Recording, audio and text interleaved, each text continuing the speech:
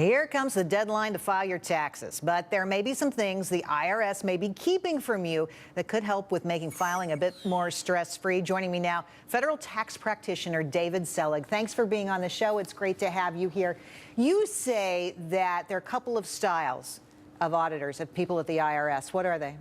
Well, you have really two that are the most effective. The ones who use a smile and the ones who use a sword. Oh.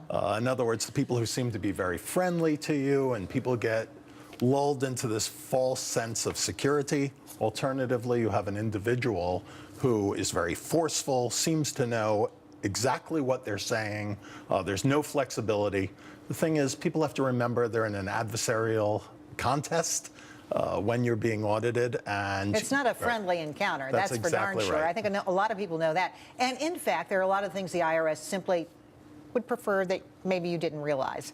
And one of those things is that April 15th is not necessarily the deadline. Well, that's very true. You can certainly file an extension, buyer before the 15th. You'll have an extra 6 months to file. However, this is really important. That doesn't give you any more time to pay. So you have to make that estimated payment, or at least enter into an installment agreement if you're going to owe. Otherwise, those penalties and interest will just accrue. And that's actually an important point, the installment agreement, because if you don't have the whole nut at that time, you can ask for them to allow you to pay over time and do that instead. But you do finally have to pay the bill. What about deductions and how you treat them? And sure. What do you say about that? Well, that's a real big thing, particularly this year. Last year, we got rid of a lot of perceived loopholes that probably were not really loopholes. There was just a perception that business was getting too many advantages. So you're no longer allowed to expense certain items the way you used to.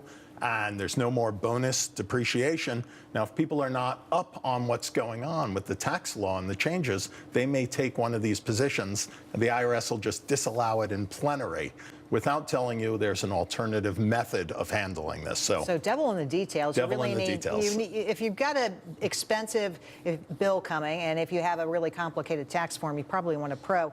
I didn't know this one, that the IRS uses people they're training in the IRS to actually look at some of these tax forms. Why would you put the young kids on them? Well, on-the-job training, right? Trial by fire. A lot of times they'll take the returns and say, we'll do a market segment of particular industries. And it's not just seasoned vets. These are the new people or people who are in training. Some of them are actually being trained for eventually to work with criminal investigation division. So it's serious. You can challenge an audit. Absolutely. There's a lot of options available if you're audited. You don't have to go to tax court. It's very important to be on top of something. If you're being audited, just don't let it go away.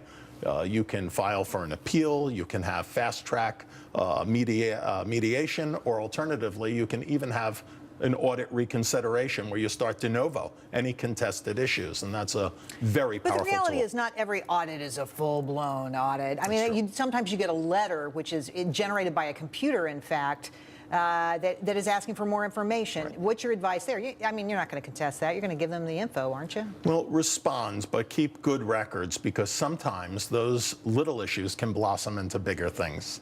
As they always do with the IRS. Last word. Yes. Our folks out there are probably thinking right now about how they're going to get this done. What do you say, David? Keep a cool head. Remember, the 15th is coming. If you're not done in time, just file for an extension. I love that. David, thanks for coming on. Good to see you. Thanks for having me. My whole family is a big fan of yours, Jerry. Oh, that's so sweet. Hello to David Selig's family.